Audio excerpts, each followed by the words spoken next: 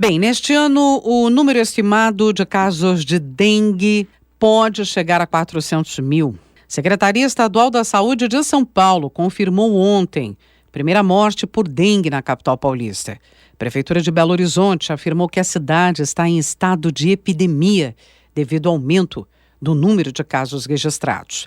Brasília mantém liderança na incidência da doença desde o início de janeiro, com o maior número proporcional de casos prováveis de dengue no país. Aliás, é por lá que inclusive vai começar, não é, a imunização nesta sexta-feira. Bom, a gente se pergunta quais são as razões para esse aumento do número de casos este ano. Que a dengue, não é que casos de dengue nessa época do ano são esperados, sim, mas por que esse aumento tão significativo em tão pouco tempo? Qual o papel do clima na propagação da doença? É sobre isso que vamos tratar.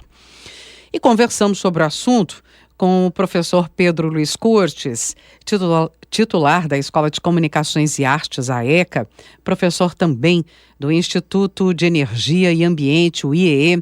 Vamos lá, professor, entender um pouco melhor, então, qual o papel do clima na propagação da dengue, né? Você vai explicar um pouco para a gente sobre isso, falar dos fenômenos, né? A gente ainda está sob o efeito do El Niño, mas vem Laninha. Mas primeiro, qual é o papel do clima na propagação da dengue? Tem tido muito efeito nos casos de doenças, né? Exatamente, Roxane. Essas arboviroses, né, dentre as quais se inclui a dengue, elas são muito condicionadas pelo volume de chuvas, né, pela presença de água e calor. E essa é uma condição propiciada pelo El Niño em situações normais, desde da parte sul do Brasil, da região sul, até parte da região sudeste. Né? E o que vem acontecendo não só com El Niño, com Laninha, é que os efeitos têm sido potencializados pelas mudanças climáticas. Então, os oceanos muito aquecidos acabam colocando mais energia nesse sistema oceano-atmosfera e os fenômenos acontecem com maior intensidade. Até se discutiu sobre a possibilidade de que a gente teria um super El Niño no final do ano passado, no início do verão, mas essa denominação Super El Niño, ela é uma denominação informal. Não existe assim um consenso, falar, olha, ultrapassou tantos graus de aquecimento no Oceano Pacífico, que é o indicador utilizado, nós estamos no Super El Niño, né? A bem da verdade, há quem diga o seguinte, olha, você tem que atingir essa temperatura mais elevada, mas ela tem que se manter durante um certo período. Então não há um consenso, muita gente acabou chamando de Super El Niño, outras pessoas de El Niño, mas ele não foi um El Niño fora do normal, né, comparativamente a outros eventos que ocorreram em outros anos. Mas os efeitos eles foram potencializados pelas mudanças climáticas, e isso fez com que nós tivéssemos muita chuva na região sul, notadamente Rio Grande do Sul, Santa Catarina, um pouco no Paraná. Também tivemos chuvas abundantes, né, ainda, e continuamos a ter em alguns períodos aqui na região metropolitana de São Paulo, e junto com isso nós tivemos aquelas ondas de calor, que é tudo que o Aedes aegypti precisa para se multiplicar. Então nós tivemos essa condição climática que eu temo que tenha sido desconsiderada pelos profissionais de saúde. Eu venho dizendo isso já há muito tempo, falo assim, olha, a saúde, né, principalmente no combate às arboviroses, como o caso da dengue, zika, chikungunya, malária, febre amarela, ela precisa prestar atenção nas questões climáticas, porque nós temos um aquecimento geral, essas ondas de calor estão aí para provar, e nós temos muitas vezes precipitações, nós temos chuvas muito abundantes.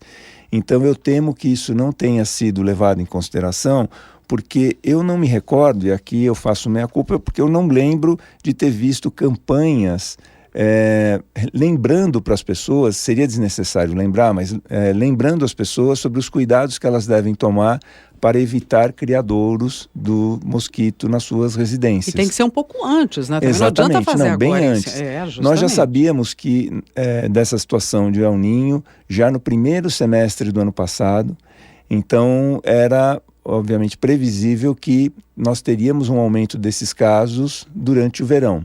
Não recordo de nenhuma medida que tenha sido tomada no sentido de orientar a população. Então, faltou efetivamente uma campanha que lembrasse para as pessoas o óbvio, mas é preciso lembrar. Quando a doença não está presente como ela está agora, muita gente acaba esquecendo e relaxando nesses cuidados, né? E também faltou medidas preventivas por parte das prefeituras, o que eu percebo, no sentido de identificar criadouros, porque nós temos muitas vezes imóveis que não estão ocupados, né, estão para alugar, para vender, as casas estão fechadas e dentro desses imóveis podem existir criadouros. Então, uma inspeção, por exemplo, com drones, né, seria possível para identificar, por exemplo, uma casa que tem uma piscina que está parcialmente assim desativada. A casa está para alugar, isso pode ser um grande criadouro de Aedes aegypti, por exemplo, né?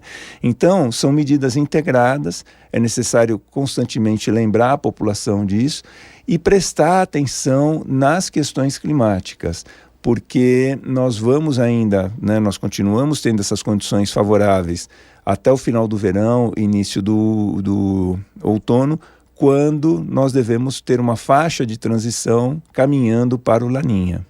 É essa a questão justamente. Então, final do El Niño, na sequência vem o Laninha e a gente quer saber, professor, como é que ficará distribuição geográfica dos casos, justamente porque quando chove, num fenômeno chove aqui, seca ali e depois inverte a situação. Exatamente. Não é isso? É uma gangorra. É uma gangorra. Acho que o que fica mais fácil para explicar para as pessoas é uma gangorra. Quando entra o Laninha, aonde choveu mais, vai chover menos, e onde choveu menos, vai chover mais. Então, a chuva do sul, vamos dizer assim, ela é entre aspas aqui, né, um modelo simples para entender, ela é transferida para o norte e nordeste, e o norte e nordeste são regiões notadamente quentes. Então, não que a gente tenha uma transferência dos casos de dengue para o norte e nordeste, mas há uma tendência de maior proliferação desses casos, né, nessas regiões. Então, no meu entendimento, nós vamos ainda continuar tendo esses episódios de dengue, né, esse surto de dengue na região sul, região sudeste, em diversos municípios, mesmo com o final do Laninha, do El Niño. Nós vamos ter uma fase de transição, então não dá para garantir que o inverno ele será notadamente frio, porque quando nós temos aqui em São Paulo, quando nós temos o Laninha, nós temos uma tendência de invernos mais frios, o que já reduziria a propagação do Aedes. Mas como nós vamos ter uma faixa de transição de alguns meses, então, por exemplo, o El Niño termina em março, o Laninha deve começar em julho, né? Até que realmente você tenha os efeitos, né, de um arrefecimento do ambiente, né, de um período mais com temperaturas mais amenas, isso ainda pode representar um conjunto aí de condições favoráveis para que o mosquito continue a se proliferar. Então não é alguma coisa que infelizmente vai acabar com o inverno, porque talvez o inverno não seja tão frio quanto a gente gostaria nesse sentido. Eu particularmente gosto de invernos frios, né? Mas muita gente não gosta. Mas independente de qualquer vontade pessoal, em relação ao combate ao mosquito, talvez a gente não tenha esse período frio para diminuir a proliferação do Aedes aegypti. Então, o que a gente vai ter? Uma sobreposição, né, de casos nas regiões atualmente afetadas e também um aumento dos casos no norte e nordeste.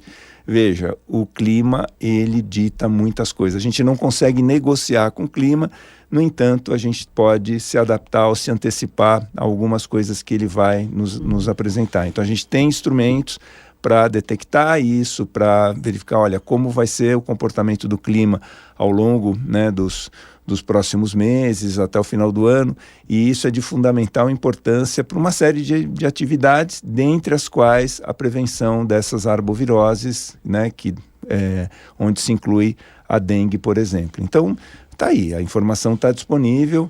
É importante que as regiões ainda não afetadas comecem a ter campanhas medidas preventivas, medidas de orientação para evitar que aconteça em outras regiões o que está acontecendo, por exemplo, em São Paulo, Belo Horizonte, Brasília e outras cidades. É isso mesmo.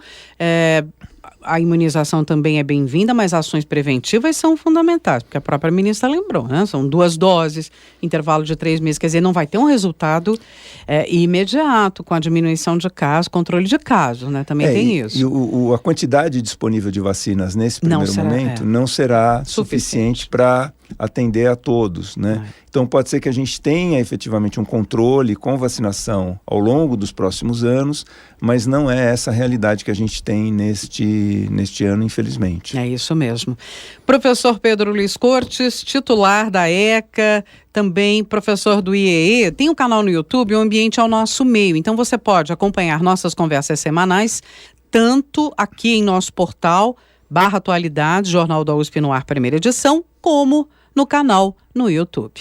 Pode acessar e compartilhar à vontade. Professor, muito obrigada. Eu que agradeço. Uma boa semana a todos.